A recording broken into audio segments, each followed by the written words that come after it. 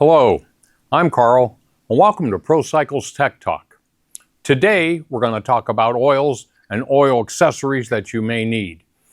Bringing you up to date, what Tech Talk is monthly. We take a look at a feature or a product or something about your dual sport motorcycle that may need attention or an upgrade that's definitely worthwhile. Like I said, today's subject, we're going to talk about oil. There's a lot of confusion. I hope to clear up some of the misinformation. In fact, I had to make notes. There's so much information about it.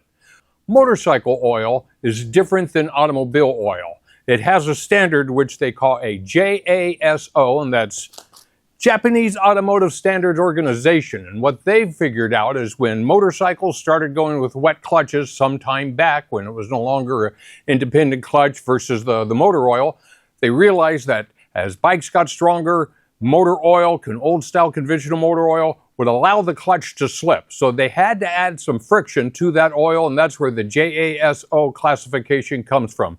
There's enough friction components in these oils to allow great lubrication, keep your motor well protected, and allow the clutch to engage without any slippage. And they have different stages of it. They're called like the MA or the MA2 or an MB, and there's a few stages there. The ones we like are the MA and the MA2. These are designed for motorcycles, 4-strokes with wet clutches, and that's pretty much all the motorcycles we deal with.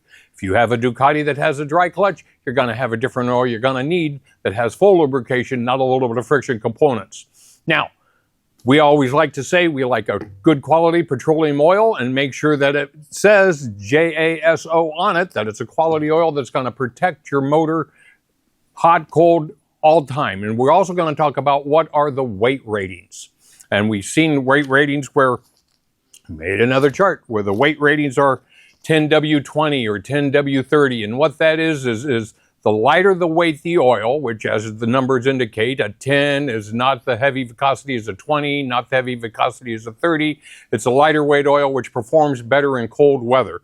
So when you see that indication that says it's a 10W30 or 10W40, what the W stands for is winter. That's a winter grade oil that's blended with another weight oil, a 30 weight, a 40 weight, that's going to perform much better in your motor once it gets warmed up. Now the 10 weight again is designed for cold weather. It's going to make easier startups, it's going to make the performance great, and then as the motor gets hot, the 30 weight, the 40 weight takes over.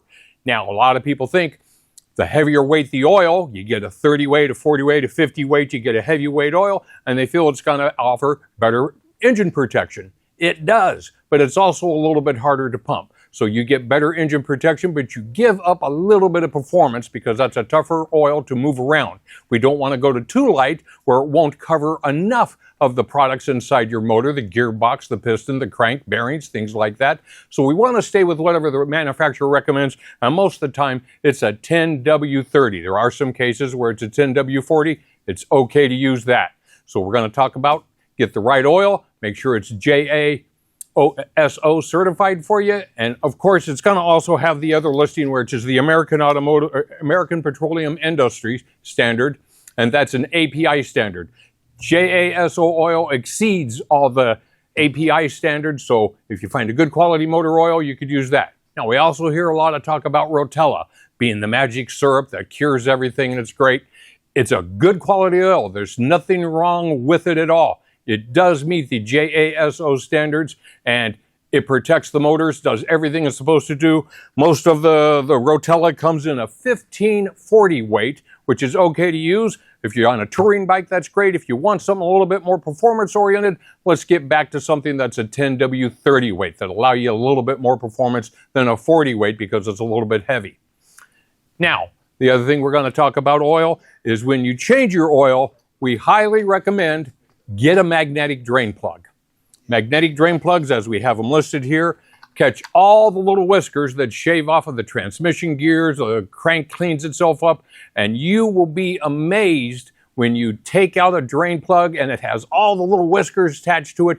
That was particles that could be floating around in your oil and attach themselves, like I said, to the bearings, the races underneath the gears and the transmission and the crank inside the piston, and it could scuff up, and that slowly creates a lot of wear. So getting a good quality magnetic drain plug is definitely going to pick up all the particles, and you use them. Like I said, you use it once, you pull out a lot of whiskers. Next time you use it, there'll be some whiskers. And it keeps on cleaning the oil.